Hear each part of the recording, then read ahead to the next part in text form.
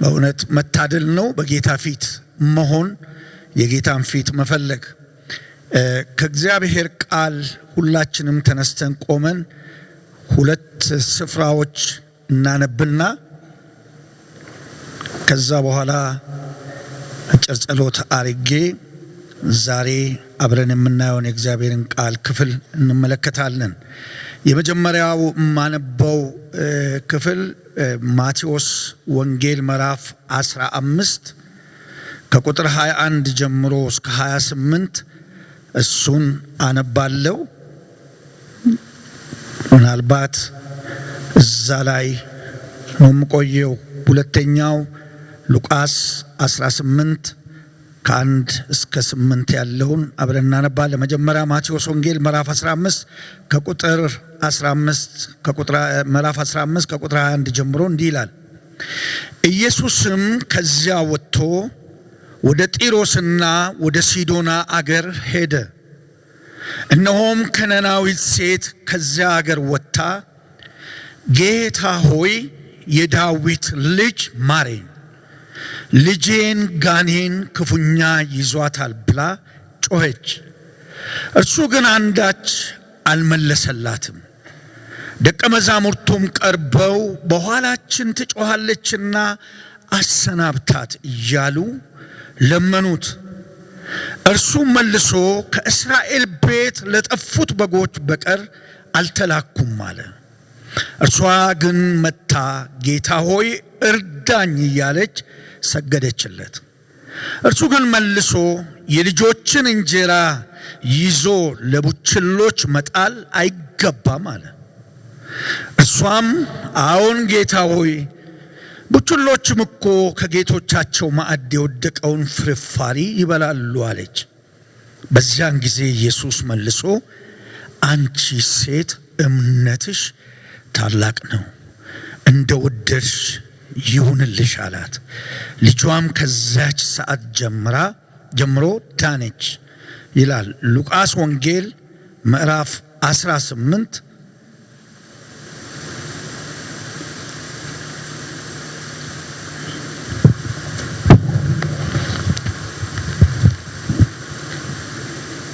ከቁጥር 1 ጀምሮ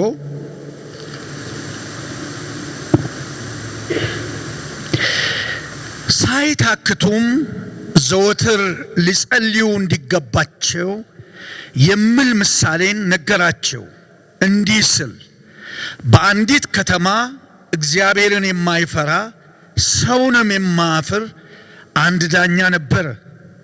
በዚያችም ከተማ አንዲት መበለት ነበረች። ወደ እርሱም እየመጣች ከባላጋራዬ ፍረድልኝ ትለው ነበር። አያሌ ቀንም አልወደደም። ከዚህ በኋላ ግን በልቡ ምንም እግዚአብሔርን ባልፈራ ሰውንም ባላፍር ይህች መበለት ስለምታደክመኝ ሁልጊዜም እየመጣች እንዳታውከኝ እፈርድላታለሁ አለ። ጌታም አለ አመፀኛው ዳኛ ያለውን ስሙ።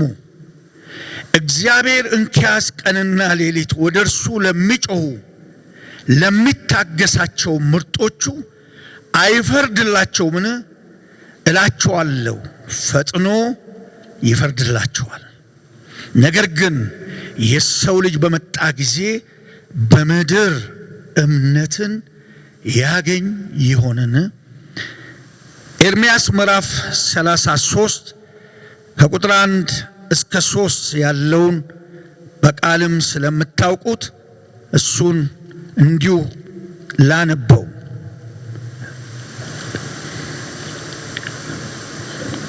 ትንቢተ ኤርምያስ ምዕራፍ 33 ቁጥር 1 ጀምሮ የእግዚአብሔር ቃል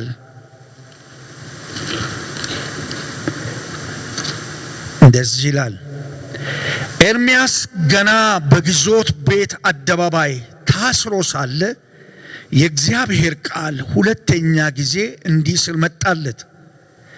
ስሙ እግዚአብሔር የሆነ ያደረገው እግዚአብሔር ያጸናውም ዘንድ የሰራው እግዚአብሔር እንዲህ ይላል፣ ወደ እኔ ጩህ፣ እኔም እመልስልሃለሁ፣ አንተም የማታውቀውን ታላቅና ኃይለኛ ነገርን አሳይሃለሁ። ወደ እኔ ጩህ፣ እኔም እመልስልሃለሁ፣ አንተም የማታውቀውን ታላቅና ኃይለኛ ነገርን አሳይሃለሁ። እንጸልያለን። የክብር ጌታ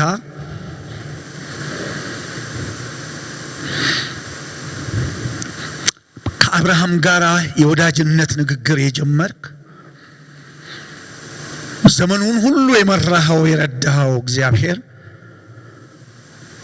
በሱ ብቻ ያላቆምክ ክዳንን ወደ ልጁ ያሳለፍክ ከአባታችን ከይስሐቅም ጋር የቀጠልክ ጌታ ወደ ያዕቆብም ክዳንን ይዘህ ያለፍክ የአንድ ዘመን አምላክ ያልሆንክ የነበርክ ዛሬም ያለህ ለዘላለም የምትኖር የአባቶቻችን አምላክ ልዑል እግዚአብሔር በጌታ በኢየሱስ ክርስቶስ ክብር ይሁንልህ።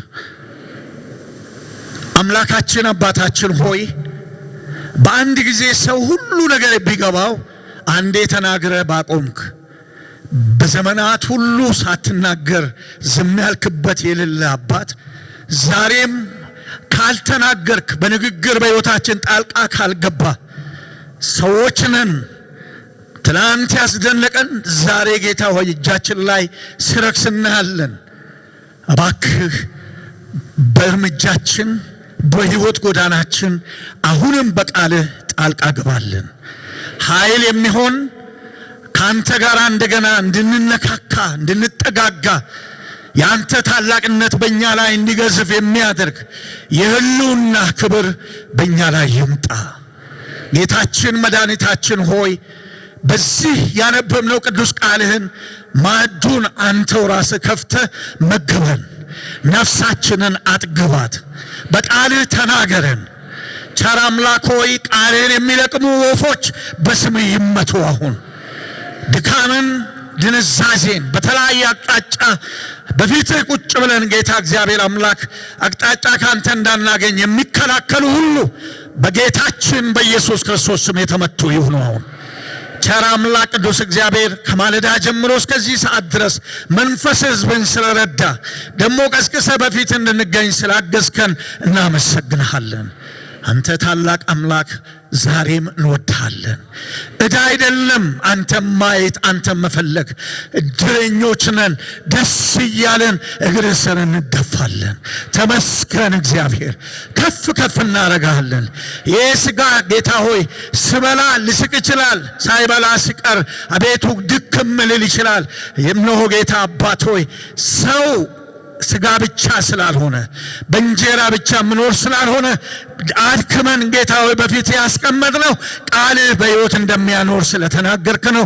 በሕይወት የሚያኖረው ቃልህ እኛ ላይ ይፍሰስ። አሁን ድካማችንን የሚያግዝ ጸጋ ከዙፋንህ ይለቀቅልን። ክብር ይሁንልህ ለዘላለም። በፊት ቆመው ያገለገሉ ባሮች የተባረኩ ይሁኑ። ይህንንም ጉባኤ አንተ ባርክ።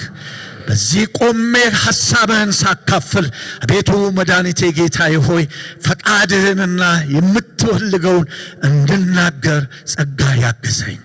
ከፈቃድህ ውጭ ጌታ አምላክ አንዲትም ቃል በፊት እንዳይወጣ ለአንደበቴም ጠባቂ ያቁም። ክብርን እንሰጥሃለን በጌታችን በኢየሱስ ክርስቶስ ስም። ቁጭ በሉ። ጌታ ይባርካችሁ።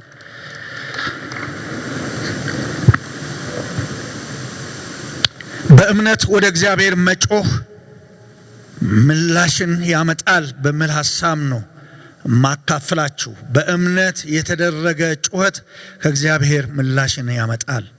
እግዚአብሔር የሚፈልገው እሱን ስለሆነ ምክንያቱም 1-4 ቀናት በጋራ እስከ አርብ ድረስ በጌታ ፊት የምንጮህበት ጊዜ ስለሆነ በምን አይነት ሁኔታ መጮህ እንደሚጠበቅ ከዚህ አሁን ካነበብኳቸው ክፍል ስለ ጸሎት ድጋሜ ለማሳሰብ ስለሚያስፈልግ እነኚህ ነገሮች ላይ ነው የምናተኩረው። በነገራችን ላይ የአዲስ ኪዳን ብቻ ሳይሆን ከብሉይ ኪዳን ጀምሮ ጸሎት ጩኸት ነው።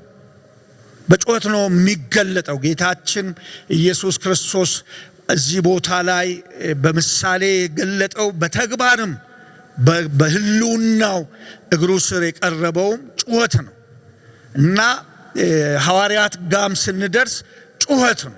ጩኸቱ ከልብ ይሆን ማለት ጩኸት የሚለው ሐሳብ ሰው የመጨረሻ ጉልበቱ ነው። ጩኸት ማለት የመጨረሻ ጉልበቱ ነው፣ የሚያወጣው ጉልበቱ ነው። የሚችለውን በእጅ ይሞክራል፣ በሩጫ ይሞክራል፣ ለማምለጥም የፈለገውን ያደርጋል። ጩኸት የመጨረሻ የሰው የጉልበቱ ጫፍ ነው። በቃ የቀረችው ዋና ውሃ የዋኛችሁ ካጠገባችሁ ውሃ የበላው ሰው ገጥሟችሁ ከሆነ አጋጥሟችሁ ከሆነ የመጨረሻ ታግሎ የሆነ ነገር ነው ድረሱልኝ ምናምን የመጨረሻ ትንፋሹ በቃ ሊገባ ስል 3 ጊዜ ገጥሞኛል ሰዎች። ጩኸት የመጨረሻ ነው። እግዚአብሔር በዚህ ሐሳብ ዕውቀት ሕይወታችንን ይሙላው። ጸሎት ማለት ጩኸት ነው የሚለው መጽሐፍ ቅዱስ በጩኸት ነው የገለጠው። እሱ ሲሆን ነው በነገራችን ላይ ከእግዚአብሔር ጋር ደርሶ መፍትሄውን የሚያፈጥነው። የዛሬ 4 ቀናችን በጌታ ፊት እስከ እሁድ የምናረገውን ጩኸት ጌታ እንደሱ ያርግልን። እሱን ነው የሚለው ያለ ወይኒ ቤት ውስጥ የተቀመጠን ኤርምያስን ነው ጎላ ብሎ ብዙ ጊዜ ስለ ጸሎት ጩኸት የምንጠቀመው። እሱን መግቢያ ቃል ነው። ወደ እግዚአብሔር የሚለው ቃል ለእግዚአብሔር ራሱ ያወጣው ስም እንደዛ ይላል። ስሙ እግዚአብሔር የሆነ ያደረገው እግዚአብሔር ያጸናውም ዘንድ የሰራው እግዚአብሔር እንዲህ ይላል ነው የሚለው። የእግዚአብሔርን ስም ራሱ ይዘረዝረዋል እዛ ላይ እንዲሁ ይሄን ያደረገው እግዚአብሔር እንዲህ ይላል። እኔ ወደ እኔ እግዚአብሔር ወደ እሱ መጥቶ ከሚለው ለኔ እንደ ባለ አእምሮ ሁላችንም እንደምናስበው ለምን ከወይኔ ቤት ይዞት አይሄድም? አስባችኋል? እንደሱ የእግዚአብሔር ቃል እንደተናገረ ኤርምያስን ዛሬ ድረስ ነቢይ እንዲሆን ያስደረገው የተናገራቸው ንግግሮች እግዚአብሔር ወደሱ መጥቶ ድምጹን ያሰማው እግዚአብሔር የገለጠለት በሱ ሆኖ የተናገረው ተፈጽሞ ኤርምያስ ከታላላቅ ነቢያት አንዱ ተብሎ እንዲቆጠር ያደረገው ከወይኒ ሊያወጣው አይደለም። የእግዚአብሔር ዋነኛው አጀንዳ እና ከእግዚአብሔር ጋር ሰው ሲገናኝ የእግዚአብሔር የልቡ ጥያቄ የሆነ የእግዚአብሔር የልቡ ሐሳብ የሆነ ወደሱ ሲጮህ ከልብ የሆነ ጩኸት ሲሆን እግዚአብሔር ፈጥኖ ይመልሳል። እንደሱ ነው የሚለው። እግዚአብሔር ወደ እኔ ጩህ እኔም እመልስልሃለሁ፣ አንተም የማታውቀውን ታላቅና ኃይለኛ ነገርን አሳይሃለሁ። ትንቢተ ኤርምያስን ስታነቡት ከመጀመሪያ ጀምሮ እዚህ ማለት ሲጮህ ከርሞ አሁንም እንደገና መልሰ ጩህ ስትል ሰቆቃ ኤርምያስ ስታነቡ ነው የሚገባው ጩኸቱ ወዴት ድረስ እንደሄደ። ጩኸት ምን አይነት ነው የሚለውን ለማሳየት ነው። ሉቃስ 11 ላይ 18 ላይ ከ1 ጀምሮ ባነበብነው ክፍል ላይ ጌታችን ኢየሱስ ክርስቶስ ታይታክቱ ዘወትር እንዲጸልዩ የሚል ይህን ምሳሌ ነገራቸው ይላል። ደጋግሜ ከዚህ በፊትም ተናግሬያለሁ። እንደ ጸሎት የሚያታክተኝ ነገር የለም።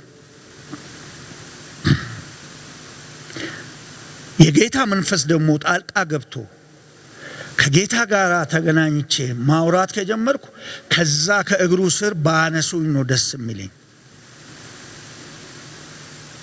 እና ያታክታል። ጸሎት የሚያታክትበት ምክንያት እዛ ላይ ጌታችን ኢየሱስ ክርስቶስ ጸሎትን ምላሽ የማይሰጥ ሰው ፊት ምላሽ ፍለጋ ከመጮህ ጋራ ነው ያገናኘው። ምላሽ መስጠት የማይፈልግ ሰው ፊት ምላሽ ፍለጋ መጮህን ጋራ ነው ያገናኘው። ሉቃስ 18 እሱን ነው የሚያሳየው። ለምንድን ነው ማቴዎስ 15 ከዚህ ጋር ምን ያገናኛል የሚለው አሁን የሚገባችሁ ይመስለኛል። ሉቃስ 18 ላይ የሚናገረው የፈለገው ነገር ቢሆን እንደው የመጨረሻ ለጸሎት ስታስቡ፣ ጸሎትን ከኔ ጋራ ለመነጋገር ስታስቡ አመፀኛውን ዳኛና ይቺ መበለት አትርሱ ብሎ ነው ቋሚ አድርጎ ያስቀመጠው። የሚጸልይ ሰው ሁለቱም ጎን ለጎን እያየ ከእግዚአብሔር ፊት እንዲቀርብ ቋሚ ምሳሌ አድርጎ ነው ያስቀመጠው። ጌታ ኢየሱስ የሰጣቸው ምሳሌዎች በሙሉ ለንግግር ማሟያ ሳይሆኑ በተግባር የሚገለጡ ናቸው። እናንተ ክፎች ስትሆኑ ለልጆቻችሁ መልካም መስጠት ከቻላችሁ የሰማዩ አባታችሁ ማለት ከፊት ለፊቱ ግን የሰጠው ምሳሌ አለ። አንድ ሰው ባልንጀራው በሌሊት ቢመጣበት እንጀራ ስጠኝ እንግዶች መጡብኝ ብል አይ ብሎ እምቢ ይላል ወይ ይከለክላል ወይ እያለ የሰጠው ምሳሌ ራሱን በዛ ቦታ እንድንከትለት ፈልጎ ነው ጌታ ታማኝነቱን እውነተኛነቱን። እዚህ ሉቃስ 18 ላይ ሁለት ሰዎችን ነው የሚያጋትር። መበለት ሁላችሁም ታውቃላችሁ፣ ባል የሞተባት ነው የሚለው መጽሐፍ ቅዱስ። ማለት ማንም ደግሞ ጉዳይ የማይላት ነው በአብዛኛው። እንደው ጥሩ ሀብት ካልኖራት ጥሩ ዘመዶች ከሌሏት ማለት ምስኪን እንደ ባል እንደሞተባት ሴት ያለች አይመስለኝም። እግዚአብሔር ለዚህ ነው መበለቶችንና ድሃ አደጎችን በብሉይ ኪዳንም በአዲስ ኪዳንም ቀጥሎ ትኩረቱን ራሱ ነው የሚያደርግ እና ቤተክርስቲያንን እንኳን ያዘዘው በእነኚህ ሰዎች ጉዳይ ላይ ለምን እጅግ በጣም የተጎዱ ናቸው ብሎ ስለሚያስብ። እስቲ ባልጠፋ ምሳሌ ጌታ ኢየሱስ እንዴት መበለትን ከጨካኝ ዳኛ ጋር ያገናኛል? መልካም ዳኛ፣ ሰላማዊ ዳኛ ማለት አሁን ብዙ ሰዎች ብዙ ጊዜ ቅዳሜ ላይ ሲጸለይ ጌታ በመንፈስ እያመጣ ፍርድ የተጓደለባቸውን ሰዎች ሲናገር ሰማለሁ በመንፈስ። እንዳሁኑ አይነት ዘመን ጊዜ ሆነ ነበር ወይ ያኔም እላለሁ። ማለት ዳኝነት ከጌታ ዘመንም ጀምሮ አስቸጋሪ ነበር ማለት ነው። ይሄ እጅ መንሻ ይፈልጋል ማለት ነው። አስቸጋሪ ነው። እውነተኛዎች የሉም ማለት አይደለም፣ ግን የዳኝነት ስራ ከባድ ነው። ማንም ደግሞ ስለማይጠይቃቸው ነው። የፈለገውን ቢፈርድ መንግስትም ህግ አይጠይቃቸውም። ለዚህም ይመስለኛል ዳኛ ማንም አይጠይቀውም። እርስ በርሳቸው ያው ፍርዱ ተጣርቶ ምናልባት በሌላ መንገድ ማስረጃ ተገኝቶ ካልሆነ በስተቀር ለምን ይሄን ፈረድክ ብሎ የተቀጣ ዳኛ የለም። የፈለገውን መፍረድ ስለሚችልም ይመስለኛል የእግዚአብሔርንም ቦታ ነው የያዙት ሰዎቹ ማለት ነው። ናምፀኛ ዳኛ ፊት መበለት መቅረብ ማለት ራሱ ደግሞ ታሪኩም እንደዛ ነው። በቃ በየቀኑ ትለዋለች ስማማ አይሰለቻትም ማለት አታውቀውም ወይ ዳኛ መበለት መሆኗን ዘነጋችሁ ወይ የሚያስብል ነው ጌታ ምሳሌውን ሲጠቀም። ዳኛው ደግሞ በፍጹም ያው ነው። ማናትም ብሎ ዞር ብሎም የሚያት አይመስለኝም። ጮቱም ብቻ ነው የሚዘገንነው እንጂ ዞር ብሎም የሚያት አይመስለኝም። ብዙ ቀን ነው የሚለው ከባላ ጋር ፍረድልኝ ትለው ነበር። አያሌ ቀን ማለት 2 ቀን አይሆንም መቼም። አያሌ ቀን አይባልም 2 ቀን። አንድ ሳምንት አያሌ ቀን አይባልም። አያሌ ቀንም አልወደደም። ጌታ እየወደደ አያሌ ቀን ሊያስጮኸን ይችላል። እሱ አልወደደም ለመፍረድ። ጌታ ግን ሊፈርድልን እንደሆነ እያወቀ እንድንጮህ ግን ይፈልጋል። ክብር ይሁንለት። በሱ ጩኸት እግዚአብሔር ይባርከን። አሁን እሱን ለማሳየት ነው ጌታ ይሄ ምሳሌ የሰጠው። አያሌ ቀን አልወደደም፣ ግን ጩኸቷ አሰለቸው። የኛ ጩኸት እንኳን ኢየሱስን አሰለች። አያሰለችም፣ ደስ ይለዋል። አባት የልጆቹ መልክ ማየት ይጓጓል። አንዴ የባለቤቴ ወንድም ትንሽ ልጅ አለችው። አንድ ቀን ሲጨመርበት የተበሳጨው ብስጭት ማለት ወደ አሜሪካ ለመሄድ ትኬት አንድ ቀን ኤክስቴንድ ተደረገበትና አንድ ቀኑ በቃ ዛሬ የሚውለው ውሎ ዛሬ ማታ ነው የሚሄደው፣ ትላንትና የዋለው ውሎ ይታየኛል። እግዚአብሔር ከዛ በላይ ይጓጋል ፊታችንን ለማየት። ክብር ይሁንለት ለዘላለም። አባት አለን። ይሄ ዳኛ ግን ሊያያትም አይፈልግም፣ ሊሰማትም አይፈልግም። ግን ጩኸቷና ንዝነዛዋ ግድ አስባለው። በቃ የፈለገ ቢሆን በሱ ቦታ ተኩና በዛ መልክ ይሁን ጨካኝ እንኳን ነው ብሎ ሰይጣን ካወራባቸው ማለቱ ነው ጌታ ኢየሱስ። እኛማ ልናስብ አንችልም። ሰይጣን ግን ኢየሱስን እንዲህ አይሰማህም፣ ለአንተማ ምላሽ አይሰጥም ብሎ ቢነዘንዝ በዚህ ዳኛ ቦታ አድርጉኝ ከፈለጋችሁ ማለቱ ነው። እሱን እንኳን ይሁት ከጩኸቱ ብዛት የተነሳ ምላሽ ይቺ መበለት ስለምታደክመኝ ጩኸት አደከመው ማለት ለሱ መፍረድ እኮ በጣም ቀላል ነው። ማለት ምንም አያስከፍለው። ጌታ ኢየሱስ ክርስቶስ ለኛ ብዙ ነገሮችን ሲያደርግ ዋጋ ከፍሎ ነው ታውቃላችሁ። ዳኛው ምንም የሚያስከፍለው ነገር የለም። ቁጭ ብሎ ጠረጴዛ ላይ በቃ ወስኛለሁ ማለት እንጂ ምንም ዋጋ አያስከፍለውም። ኢየሱስን አሁንም ቢሆን ለሚያደርግልን ሁሉ ዋጋ ከፍሎ ነው ጌታ።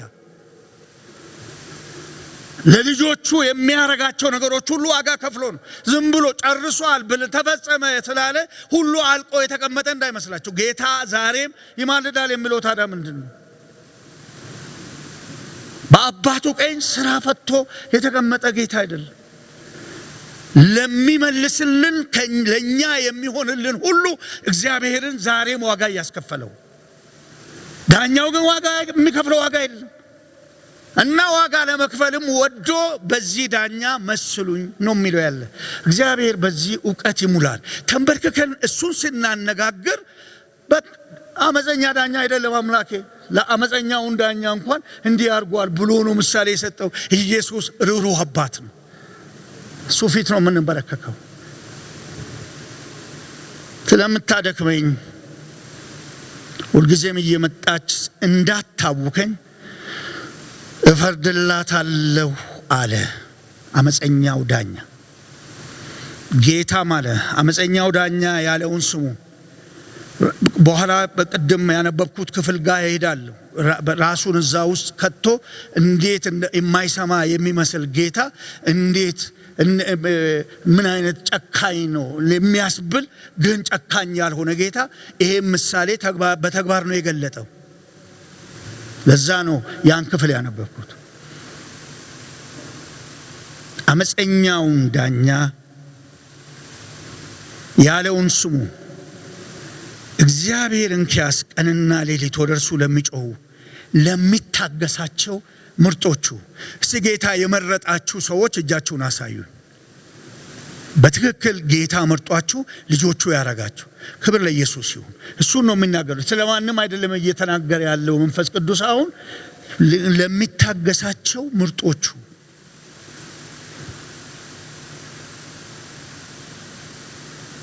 የወሰናቸውን ጠራቸው፣ የጠራቸውን መረጣቸው፣ የመረጣቸውን አጸደቃቸው። ክብር ይሁንለት ለዘላለም። ምርጦቹ ነን።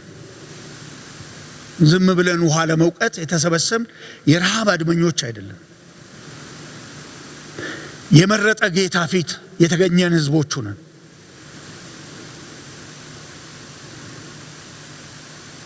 ለሚታገሳቸው ምርጦቹ አይፈርድላቸውምን?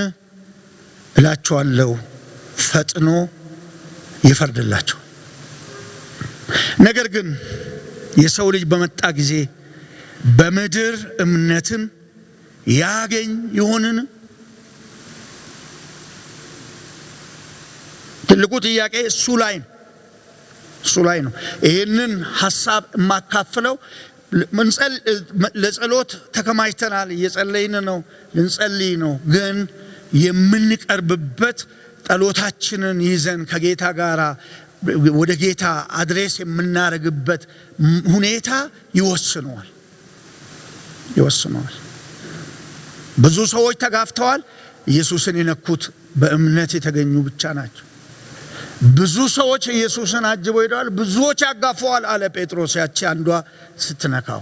አሁን እዚህ ማቴዎስ 15ን እግዚአብሔር በልቤ ላይ ያመጣው ይሄኛውን ይሄ ጠንከር ያለ በእምነት የተሞላ ለዓለመመለስ ከቤት የተወጣ መፍትሄ ካልተቀበልኩ አልመለስም ብላ የወጣችን ሴት እሷን ድጋሜ ልናየው ይገባል። የዚች ሴት ታሪክ ሁልጊዜ ደስ ይለኛል። ይቺና መግደላዊት ማርያም ሁልጊዜ ደስ ይሉኛል። ያቺ አስከሬን ፍለጋ የሄደችዋ ማለት ነው። የእምነቷ ጫፍ እና ይቺም በጣም ነፍሴ ከሚደነቅባት ኢትዮጵያውያን እኛ ኢትዮጵያውያን የማይሆንልን ማለት ነው። የማይሆንልን ያ በዛ ቀን ኢትዮጵያውያን 3-4 ቢኖሩ 4ቱ 5ኛ እሷ ብትሆን 4ቱ ኢትዮጵያውያን ይመለሳሉ፣ አይቀበሉም በምንም አይነት። እኔ እታገሳለሁ እምነት አለኝ የሚል ካለ ጌታ ረድቷቸዋል። ከባድ ነው ይሄኛው እና እግዚአብሔር ይሄንን ነው ከኛ የሚፈልገው። ሉቃስ 18ን ከዚህ አኳያ ራሱ ካረጋው አኳያ ነው ሉቃስ 18ን በምሳሌ የገለጠው። ሁለቱ አንድ ነው በነገራችን ላይ ለኔ ይሄ በተግባር ኢየሱስ የተገለጠበት ነው፣ ያኛውን በምሳሌ የገለጠበት ነው። ሴትየዋ ገና ከቤት ስትወጣ በምን እንዳወቀችው አላቅም። ከዚህ በፊትም ምናልባት ይህን ሐሳብ ሳካፍል ተናግሬዋለሁ። ከገሊላ ጢሮስና ሲዶና በአዲሱ ትርጉም ላይ ገልጦታል። ምን ያህል እንደምርቅ ወደ 70 ኪሎ ሜትር 70 ማይልስ 80 ኪሎ ሜትር አካባቢ ማለት ነው። ከገሊላ ነው የተነሳው ከደቀ መዛሙርት ጋር ጌታ ኢየሱስ። አሁን እንደዛ መንገደኛ አይደለም። አሁን አለ ሲያልፍ እዚህ የሚጮህ ጩኸት አይቶ ጎራ እንደሚል አይነት ማለት ነው አለ ጌታኛ መሃል። እንደሱ ወዛችሁ ነው መጽሐፍ ሳነብ መጽሐፍ ቅዱስን ሳነብ ኢየሱስ በቦታው ተተክቶ ሳነብ ኦሬዲ ዛሬ ያለውን ኢየሱስ እንጂ እኔ የ2000 ዓመት ኢየሱስ አይደለም የማስበው። ናሴትየዋ በምን እንደወጣች ሁሉ አብዛኛዎቻችሁ ታውቃላችሁ። ቤት ውስጥ ጥያቄ አለ። ዘመን የቆጠረ እንዴት ኢየሱስ ወደዛ ከተማ እንደደረሰ እንዳወቀች ማቴዎስ አልጻፈም። በነገራችን ላይ አብሮት የነበረ ነው ማቴዎስ። ይሄንን የጻፈው ማቴዎስ አብሮ አለ፣ ደቀ መዝሙር ሆኖ የጌታ ደቀ መዝሙር አብሮትም የነበረውን ታሪክ ነው የጻፈው። ሌሎች የሰሙትን የጻፈው አሉ። ይሄኛው ግን አብሮ እያለ ነው የነበረ ነው። እና ያን ሁሉ መንገድ ሲሄዱ ምንም ነገር አንድም ሰው እባክህ ፈውሰኝ እባክህ ምናምን ያለው የለም። ኢየሱስ ባለፈበት እየፈወሰ ሙታን እያስነሳ ብዙ ነገር እያደረገ ነው የሚያልፈው። ግን ማንም ምንም አላለውም። ከገሊላ ነው የተነሳው። ምዕራፍ 14ን ማንበብ ትችላላችሁ። ምዕራፍ 10 በዛ ፈሪሳውያን ይዘውት በጥያቄ እጅ ሳይበሉ ምግብ ይበላሉ። የተለያየ ጥያቄ ያደርጉበታል። ኢየሱስ ሕይወት የተሞላ ጌታ፣ ብዙ መፍትሄ መስጠት የሚችልን ጌታ አንዳንዱ በጥያቄ በክርክር ይዘዋል። እና እነሱን ትቶ ነው ወደ ጢሮስና ሲዶና ሄደው። ለምንድን ነው የተነሳው ጌታ ኢየሱስ? ምን ሊያደርግ ነው ጢሮስና ሲዶና ሄደው? ተመልሶ ገሊላ ነው። ምዕራፍ 15 ሰዓት ወደ ገሊላ ነው የተመለሰው። እቺን ሴት ብቻ ነው አድሬስ አድርጎ የተመለሰው። እግዚአብሔር ዛሬ የሚያገኘው ሰው ይኑር ዛሬ በእውነት። ያን ሁሉ መንገድ ሄዶ አንድም ሰው ይሄን ተናገረ ከሌና አነጋገረ ከሌ መጥቶ እንዲህ አለ አይልም። እና ደርሶ ተመለሰ። በእግር ነው የሚሄደው፣ በመኪና አይደለም፣ በአውሮፕላን አይደለም። ያን ሁሉ መንገድ እና ደርሶ እዛ ከተማ ሲገባ ከተማ ውስጥ እያለፈ ነው። የሚፈልግ ካለ ብሎ ይመስለኛል። ለምን እንደሄደ ጌታ አምላክ ስለሆነ እሱ ፍጹም አምላክ ፍጹም ሰው ነው። ማን ይጠይቀዋል? እንሂድ ስላቸው ዝም ብሎ ይከተሉታል ደቀ መዛሙርት። ሄዱ። ከተማ መሃል ሲደርስ ግን አንዲት ሴት ከነናዊት ሴት ነው፣ ስሟ እንኳን አልተጻፈም አይታወቅም። እና ትጮኻለች ጓዳዋ ውስጥ ስላለ ችግር ስለራሷም አይደለም። አይናችን ተከፍቶ እኛም እንደዚሁ ጓዳ ሰው ሁሉ የሚጠቋቆምብን እኛም ጓዳ ውስጥ ስንት ነገር አለ ምድራችን አዝላ ያዘችው። በሱ ውሰዱት ዛሬ በቃ እሷ ጓዳ ውስጥ ያለውን ችግሯን ነው ኢየሱስ ፊት ለማቅረብ የሄደችው። እኛም ዛሬ ምድሪቱን የሞላ የኛ ጓዳ ውስጥ ሆኖ ግራ ያጋባን እረፍት የነሳን ዙሪያችን 14ቱ በድሮ አጠራር 14ቱ ጠቅላይ ግዛት በኋላ 15 ይሁን ክልሎች አሁን ገና አቅጣጫውም አልታወቀም። ምናልባት የነበረው ደግሞ ጠፍቶ ምናልባት ይሄ በቋንቋ በምናምን እያለ የከፋፈለውን ደግሞ እግዚአብሔር ኢትዮጵያን ብቻ ሳይሆን ኤርትራ፣ ሶማሌ፣ አፍሪካን ሁሉ እግዚአብሔር እንደ አሜሪካኖቹ ስቴቱን ተለያይቶ አንድ አህጉር አድርጎ አንድ ላይ የምንኖርበትን ዘመን ያመጣል ጌታ።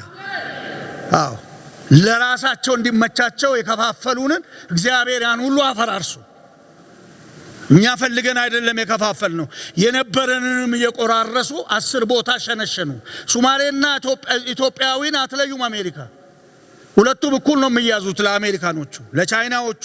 ኤርትራዊና ኢትዮጵያዊ አትለዩትም። ዩጋንዳዊውንም አትለዩትም። ግን ከፋፈሉ እንደናርገው እነሱ ለራሳቸው አንድ ይሆኑ። እግዚአብሔር አምላክ ይሄንን ይጠርገዋል ከምድሪቱ ላይ። ብዙ ጉዳለ ልላችሁ ፈልጌ ነው። ምድሪቱ የያዘች ከዚህች ሴት የባሰ የሚያስጮ ነገር ውስጣችን አለ።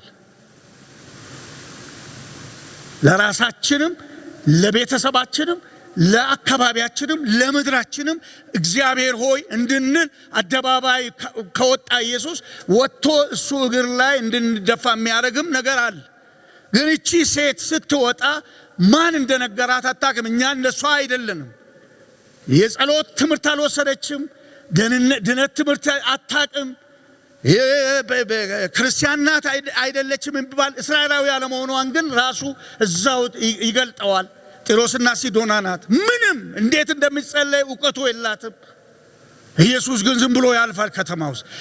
ጸሎት የዕውቀት ጉዳይ አይደለም። ጩኸት ድምፅ የለው ማለት ጩኸት የሆነ እንዲህ ብሎ የጸሎት ትንታኔ የለውም። ጩኸት ደርሱልኝ ነው። ጸሎት ጩኸት ነው ያልኩት ለዚህ ነው።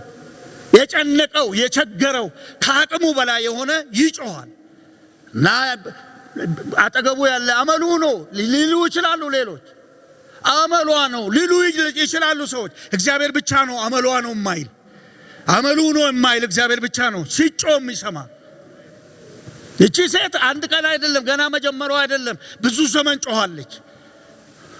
ጋኔን ደግሞ የሚያደርገውን እኛም እናውቃለን። አንድ ቀን አመታት አይደለም ያደገች ልጅ አይደለም በአንድ ቀን ራሱ አጋንንት የያዘው ሰው ጋር ማሳለፍ እንዴት ይከብዳቸዋል። እኛ እግዚአብሔር ምሕረቱን አግንኖ ጸጋውን በእኛ ላይ አድርጎ ውጣ ብለን እንደ ውሻ ያባረን ሰዎች ነፃ ይወጣሉ። ክብር ይሁንለት ለጌታ። ግን በመንፈስ የተያዙ ሰዎች ጋር የሚኖሩ እነሱ ናቸው ችግሩን የሚያውቁት። ማምለጫ ቦታ ስለሌለ 10 ክር ብትጠመጥሙበት አጋንንት አያውቀውም። 10 የመላእክት ስም ብትጠሩ ሰይጣን አያውቀውም። እሱ ራሱ የወደቀ መልአክ አይደል? የኢየሱስ ስም ብቻ ነው እሱን የሚገዛ።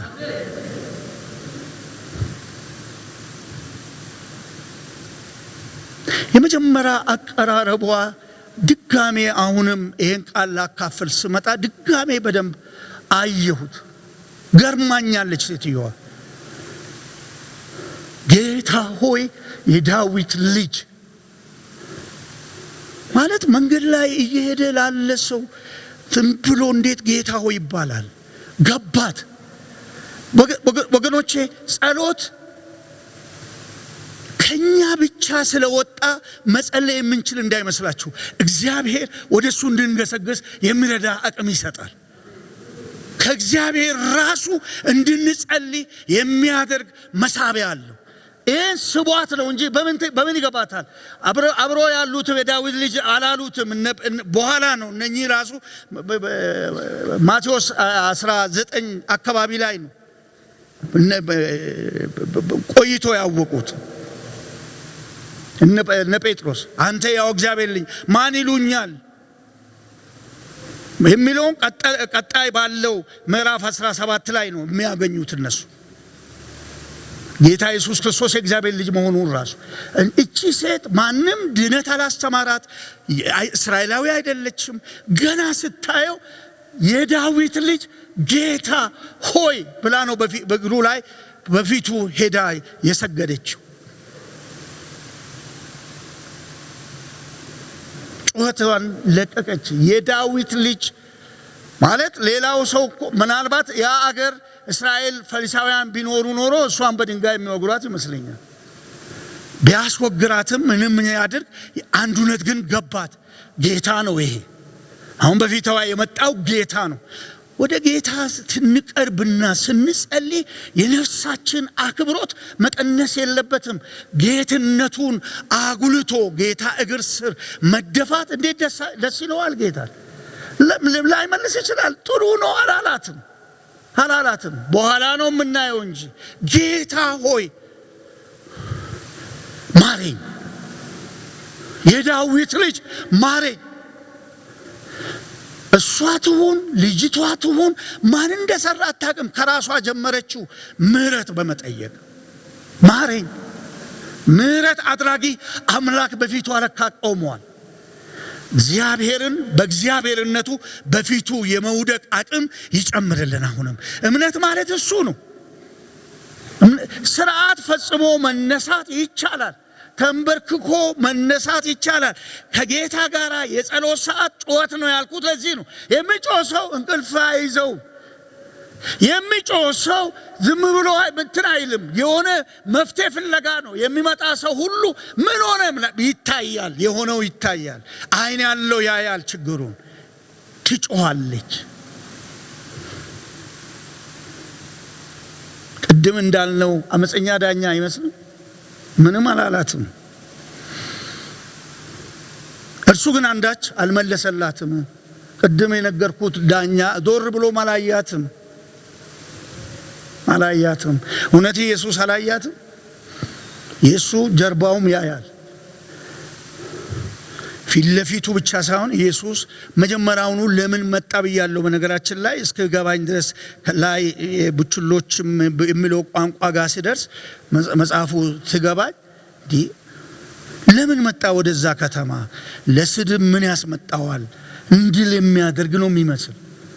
ግን እንደ አመፀኛ ዳኛ ቁጠሩኝ ያለውን በምሳሌ እየገለጠ ነው። በቃ ያላየ ይመስላል። አሁን ዛሬ የድካም ሰዓት ነው። የመጀመሪያ ቀን የጾም ጸሎት ቀን ስጋ ይደክማል። በጣም ሊደክም ይችላል።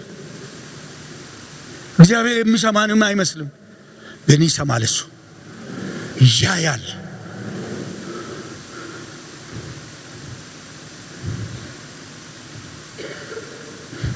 ሌላ ጸሎት መጣ ከጩኸት ጋር። ሌላ ጩኸት ደግሞ መጣ። ከልክላት፣ አባራት፣ መልሳት የሚል ጩኸት። እነሱም ደግሞ በተራቸው ወደ ኢየሱስ ይጮሃሉ። ሸኛት ማለት ጸሎት ጥያቄ ነው። ኮሱ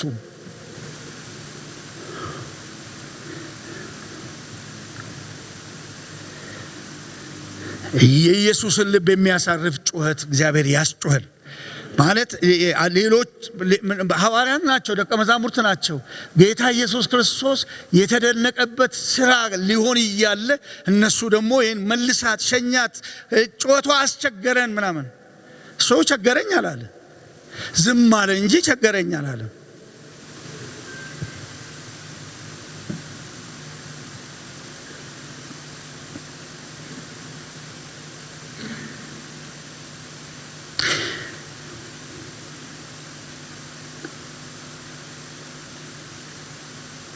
አንዳንድ ዕውቀቶች ለጌታ ስራ እንቅፋት ይሆናሉና ዘመናችን ሁሉ ለጌታ ሞኝ ያርገን እግዚአብሔር። ማለት ጌታ ኢየሱስ ለኢየሱስ መጠንቀቃቸው ነው። ከኋላ ይትጮሃለች የሚሉት ዕውቀት ነው። ኢየሱስን እነሱ ትንሽ ቀደም ብሎም ያውቁታል እና ለሱ ለመጠንቀቅ ነው እነሱ መልሳት፣ ሸኛት፣ አሰናብታት ነው የሚሉት። ቃሉ ራሱ ጸሐፊው ማቴዎስ የጻፈው አሰናብታት ብሎ ያለውን ነው የጻፈው። አሰናብታት እያሉ ለመኑት ነው። ሌላ የጸሎት ጥያቄ ያልኩት እኮ ለዚህ ነው። ለመኑት ነው የሚለው። ጌታ ኢየሱስን እየለመኑ እሱ ዝም ስላለ ይለምኑታል እንዲያሰናብታል። ጌታ ኢየሱስ እዛ ላይ አንድ ነገር ተናገረ። ከእስራኤል ቤት ለጠፉት በጎች በቀር አልተላኩም አለ።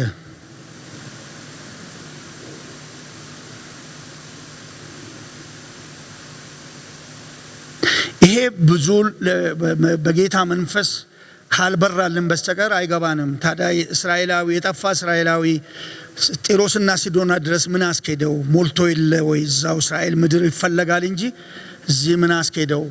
ይቺ የጠፋች በግ መሆኗን ጌታ መለኮትም በመለኮትነቱ ስልጣን ገብቶታል።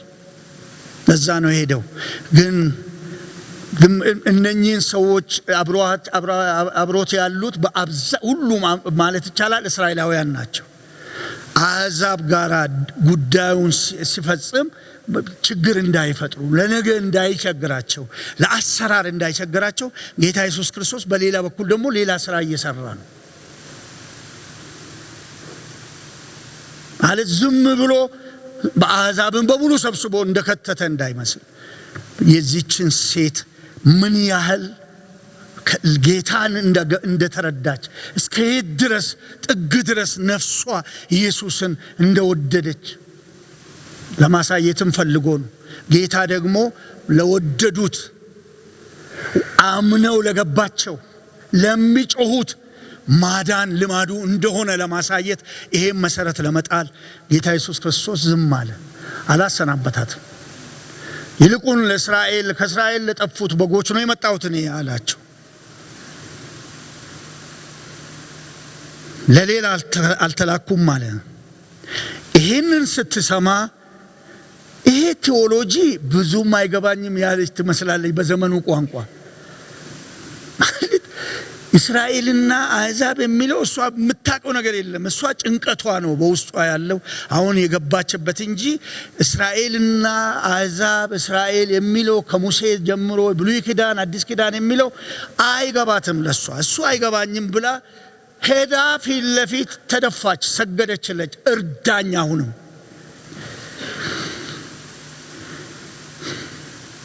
እግዚአብሔር በዚህ ጽናት ይባርካችሁ። ጌታ ያልሰማ ይምሰል እንጂ ንግግሩ ሌላ ይምሰል እንጂ በእውነት ጨክነው ፊቱ ለሚደፉ ምላሹ ይፈጥናል።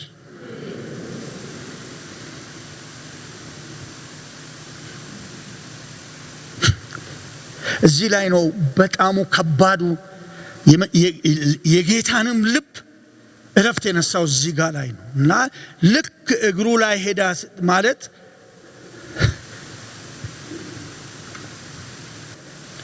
ይቅርታ ሊጠይቋት ጎንበስ ብሎ የእናቷን እንትን ረግጣ የሄደች አንዲት ሴት መጣብኝ። አሁን እግር ላይ ሲወደቅ ምን ስሜት እንደሚመጣ አልቀናትም። እንኳን እናት ማንም ሰው እግር ላይ ጎንበስ ብሎ ምሕረት አድርግልኝ ስል ከባድ ነው ልላችሁ ፈልጌ ነው። ይገጥማል። አንዳንዴ እንደዚህ ናቸው አንዳንዶች። ጌታ ልባችንን ስለሰበረ ነው። አሁን ክብር ይሁንለት።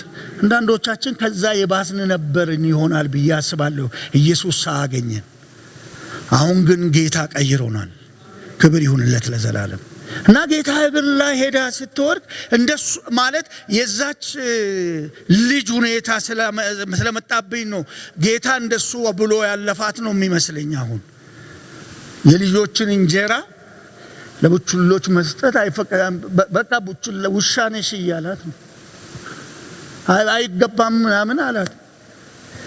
እሱ ላይ ነው 5 ኢትዮጵያውያን ኖረው 4 ኢትዮጵያውያን ቢኖሩ 4ቱ ኢትዮጵያውያን ይመለሳሉ፣ ስትሞት ቀብራታለሁ ብሎ ነው የሚሄዱት እንጂ የዚች ሴት እውነት ነው እውነት አይደለም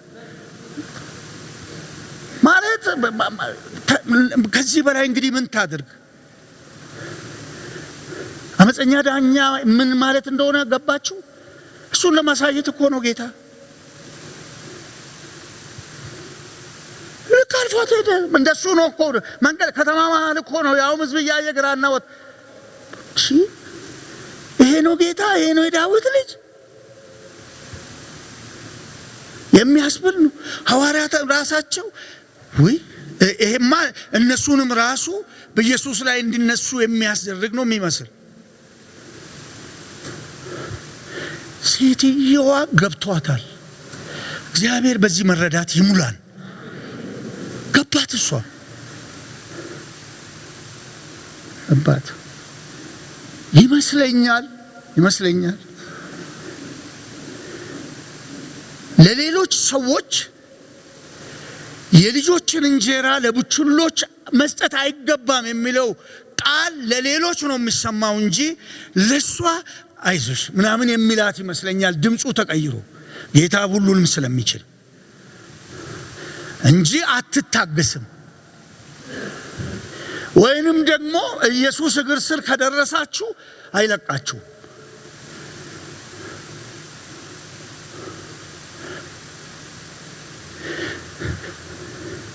ቡችሎችም እኮ ቡችላ አልከኛለ ቡችሎችም ከጌቶቻቸው ማዕድ የሚወድቀውን ፍርፋሪ ይለቅማሉ። በቃ እኔ ላንተ አይደለም ለማንም ይሁን ቡችላ ልሁንልህ፣ አንተ ጌታዬ ነህ፣ ፍርፋሪ ጣልልኝ። እሱን ነው የምትለው። ይሄ ዝም ብሎ ለልጅ ፈውስ ብቻ አይመስለኝም። ሴትዮዋ ውስጥ የገባው ኢየሱስ ገብቷታል።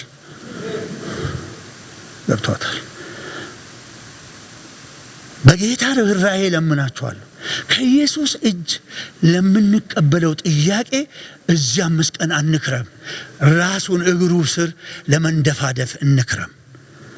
ከፍቅር የተነሳ እሱኑ በመውደድ ቢፈልግ ያድን ቢፈልግ አያድን፣ ኢየሱስ ወዳጅ ስለሆነ እግሩ ስር መቆየት መክረም ራሱ እሱ ጌታ ስለሆነ እሱ ስር ለመገኘት እግዚአብሔር አሁንም አቅም ይጨምርልን።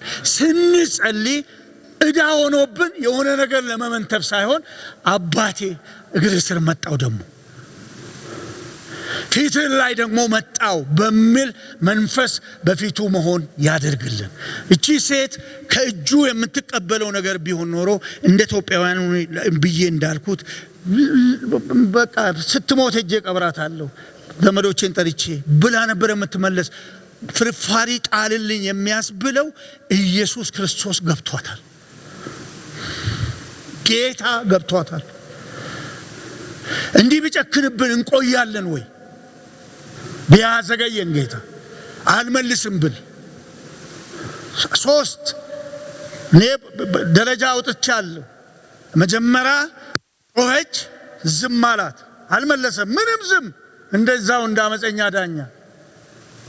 በዛ መሃል ዝም ብሎ እሱ ሲሄድ አሁንም ትጮኻለች። እሷ ጮቷን ቀጠለች እና ሁለተኛ ደግሞ አሰናብታታል። ትጮኻለች እኮ አሰናብታት።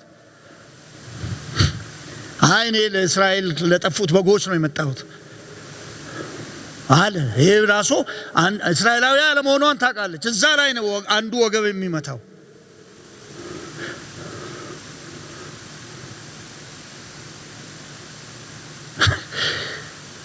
ምን ማለቱ ነው? ቴዎሎጂውን ማገላበጥ አልፈለገችም። እሱ ምን ማለቱ ነው? አላለችም። አውቄሃለሁ፣ ዝም ብለህ አልመጣህም። ከከተማም ወጥቶ ያናገረ የለም። እኔኑ ፍለጋ እንደመጣህ አውቃለሁ። እኔው ነኝ ችግረኛ፣ እኔ ነኝ እየጮኩ ያለሁት። አታልፈኝም። የሙጥኝ ትልና አሁንም ሄዳ ትደፋለች። አሁንማ የልጆችን እንጀራ ለቡችሎች አይሰጥም ስላት ፍርፋሪ እንኳን ከተረፈ ወርውርልኝ አለችው። ጌታ ኢየሱስ ለዛ የመለሰው ምላሽ አስገራሚ ነው። ጌታ ከተደነቀባቸው በእምነት ከተደነቀባቸው ሰዎች እቺኛዋ ዋነኛዋ አንዷ ናት። አንቺ ሴት እምነትሽ ታላቅ ነው፣ እንደወደድሽ ይሁንልሽ። ልጇም ከዛች ሰዓት ጀምሮ ዳነች። እቺ ሴት ልጇ ብቻ አይደለም ማለት የተናገራት እንደወደድሽ ይሁንልሽ አላትና የምትወደው አንደኛው ጥያቄዋ ልጇን ክፉ ጋኔን ስለነበረባት እሱ ብቻ አይደለም የወደደችውን ነገር ሁሉ ከዚህ በኋላ ጌታ ኢየሱስ በኑሮዋ ክንዋኔ መስጠት ጀመረ። እንደወደድሽ ማለት የወደደችው ሁሉ እንዲሆንላት ኢየሱስ ትእዛዝ አወጣ። እግዚአብሔር በዚህ እምነት ይሙላን። ዛሬ ይህንን 4 ቀን በጌታ ፊት በምንሆንበት ጊዜ ስለ ምድራችን ጌታ ፊት ቅድም እንደነገርኳችሁ ምድራችን የእንቆቅልሽ ብዛት ያለባት ናት። እግዚአብሔር ግን በብዙ እየታደጋት ብዙ መፍትሄ እየሰጠ እዚህ አድርሶናል። ማለት ሰው ስለሚረሳ ነው እንጂ ኦሬዲ የዛሬ 2 ዓመት ነው ደብረ ብርሃን ደርሰዋል እንበተን ነው ተብሎ ኤምባሲዎች የወጡት መቼ ነው? አሁን እዛ ላይ አይደለንም። አሁን ቀይ ባህር ጥያቄ ላይ ነን።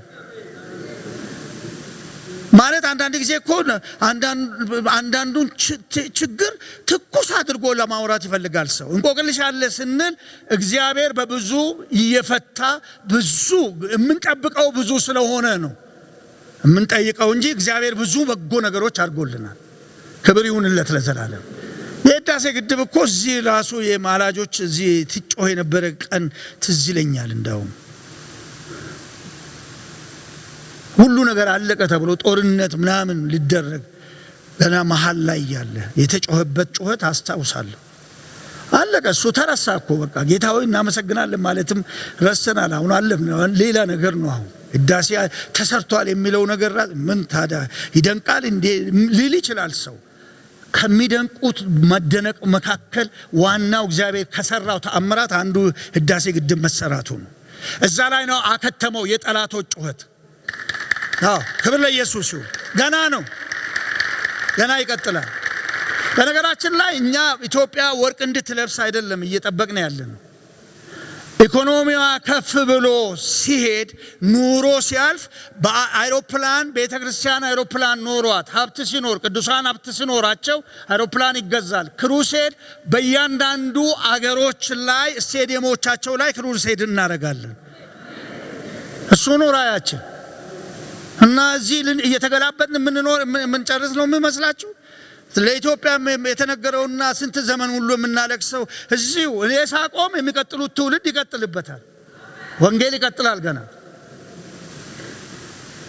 እና ዝም ብሎ ነው አሁን ኢትዮጵያ እያሉ የዓለም መንግስታት ምንም ምስኪን የሆነች ሀገር ላይ እየተረባረቡ አባይ አይሰራ እያሉ ለውሳኔ ሲሰባሰቡ እምቢ እያልን ሰራን። ማን አግዞ? አንድዬ ክብር ይሁንለት ለዘላለም። ክብር ይሁንለት። የምር የምንጮህበት እቺ እናት ለልጇ ከጮኸችው በላይ የሚያስጮኸን አለ ስንል እግዚአብሔር ምንም የሰራልን ነገር የለም ማለት አይደለም። ምስጋና እንሰዋለን፣ እግዚአብሔር ፊት ክብርን እናገባለን። እርስ በርስ ደግሞ መባላትን እግዚአብሔር ሙሉ በሙሉ እንዲያቆም። ኢትዮጵያዊና ኢትዮጵያዊ ነው እኮ እየተጋደለ ያለው። የተታለሉትን እግዚአብሔር አይምሯቸውን እንዲፈውስ። ይሞቱ ካልን ሲኦል ነው የሚገቡት። ቤተክርስቲያን ሰው ሲኦል እንዲገባ አይደለም በምድር ላይ ያለችው። ለመዳን የማይሆኑት ሌሎች እንዳይድኑ እንቅፋት እንዳይሆኑ አረም የሆነውን እግዚአብሔር በእጁ ይልቀም። አብዛኛዎቹን ግን እግዚአብሔር ለማዳን ነው። በዓለም ዙሪያ ያለው ሕዝብ ይድን ዘንድ ነው የኢየሱስ ደም የፈሰሰው። በህይወት ያለነው እንጀራ ለመብላት አይደለም፣ ለሆነ ጥሩ ልብስ እንድንገዛ ፋብሪካ እንዲበዛልን ለሱ ብቻ አይደለም። የማይጠፋ አገር ኢየሱስ አዘጋጅቷል። ኢየሱስ ብዙ ህዝብ ወደዛ እንዲገባ ነጩ ጥቁሩ ምንም ሳይቀር ወደዛ መንግስት እንዲገባ ኢየሱስ በጉጉት ይጠብቃል። ጥያቄያችን በዋነኛነት እሱ ነው የሚሆነው። ሰዎች በእኛ ላይ በቀደም እሁድ እዚህ ወደ ቤተክርስቲያን የተጨመሩትን አይታችኋል። ምን አለበት ይሄን አዳራሽ የሚሞሉትን በየወሩ መጨመር እግዚአብሔር ቢያደርግልን፣ እኛ ውጪ ቆመን እነሱን ብናስተናግድ ደግሞ ይሆናል። ሪቫይቫል ሲጀምር እኮ እንደሱ ነው የሚሆነው። አሁን የመንፈስ ቅዱስ ኃይል እንቅስቃሴ ሊጀምር ሊፈነዳ ጥቂት እንደቀረ በመንፈስ ያስተውላለሁ። እናንተ ሞቅታ የሆነ ምናምን ነው የምትጠብቁት። እግዚአብሔር ሲጀምር አንድ ሰው መድረክ ላይ ቆሞ ሃሌሉያ ብሎ የሞቀ ስብከት በመስበክ እንዳይመስላችሁ። ንስሐ አስገባኝ ብሎ ከቤት ይጀምራቸዋል። ሪቫይቫል ሲጀምር እንደሱ ነው የሚሆነው። እንጂ በአንድ ጊዜ 100,000 ሰው እዚህ አዳራሽ እንዲሰበሰብ አትጠብቁ። እንደሱ አልነበረም። ሪቫይቫል በኢትዮጵያ በጀመረ ጊዜ ሰው ሁሉ እግዚአብሔርን ተራበ። እግዚአብሔር በደቂቃ ነው የሚያደርገው። እሱ ግን የሚያስተናግድ ሰው ስለሌለ ነው። አሁን እኛ ረሃብኛ ውስጥ እግዚአብሔር የነፍስ ረሃብ ይጨምርብን እና ሲመጡ በአግባቡ ማሳደግ የሚችል ልብ እግዚአብሔር እንዲሰጠን እንጂ ሰዎች ሲመጡ በቃ የሰው መዳንና አለመዳን ልዩነት ከጠፋብን እግዚአብሔር እንዴት አድርጎ ነው አዳዲስ ሰዎች ወደኛ ላይ የሚጨምረው? እና በቃም ብሎ ሁሉም በሩን ዘግቶ ያሉትን ብቻ መንከባከብ ከጀመረ አዲስ ሰው መቀበል ልቡ ካልፈለገ እግዚአብሔር ሰውን አመጣም እኛ ላይ። ይህንን ህዝብ አሳልፎ አዲስ ትውልድ አስነስቶ ነው ወደ ቤቱ የሚያገባው። ከሚያሳልፈን እኛው እያለን ያብዛብን እግዚአብሔር። እና ጸሎታችን እኛ ጓዳ ውስጥ ምስጋና በብዙ እያለን አሁንም ጌታ በብዙ እየረዳን ነው ያለው። ዓለም ፈርታለች። ከኢትዮጵያ የሚፈነዳውን ሰይጣን በነገራችን ላይ ዓለማውያን ሰዎች ምሁራን አይደለም የፈሩን፣ መናፍስ ገብቶታል። ኢትዮጵያ ላይ ያለ ሊነሳም ያለ እሳት አሁንም እየነደደ ያለው እሳት የዓለም አጋንንት ገብቶታል። እኛ እዛ ውስጥ ስለሆን እሳቱ ስለሆን ብዙ ባይታወቀንም ዓለማውያን ይገባቸዋል። ከአጋንንት እስራት መፈታት ምን ማለት እንደሆነ፣ ሰይጣንን ከሰው ልጅ ህይወት ማውጣት ማለት ምን እንደሆነ ብዙዎቻችን ተለማምደናል። ምን ብርቅ ነው እንዴ ወደ ማለትም ገብተዋል አንዳንዱ። የጌታ ጣት ካልሆነ በስተቀር ሰይጣንን ከሰው ውስጥ ማውጣት የሚችል ምንም ኃይል የለም። ክብር ይሁንለት ለዘላለም። በመካከላችን ስለሚገልጠው እጁ ለእግዚአብሔር ለዘላለም ክብር ይሁንለት።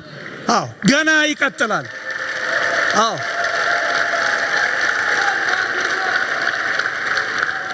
ስለዚህ የሚያስጮህን ነገር አለ። ኢየሱስ ደግሞ ሊሰማን ፈልጓል። በአንድ ቀን አይደለም፣ በሁለት ቀን አይደለም፣ በ5 ቀንም ለሚያልቅ አይደለም።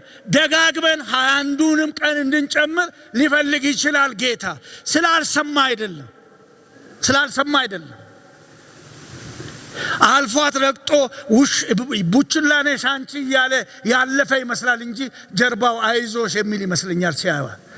ጀርባው ራሱ ኢየሱስ ይስባል። ክብር ይሁንለት ለዘላለም። እኔ ለምን መጣው ታዲያ? ያን ሁሉ መንገድ አቋርጬ አንቺን አይቼ ነው እንደወደድሽ ይሁንልሽ ብሎ ተመለሰ። ለሷው ነው የመጣው።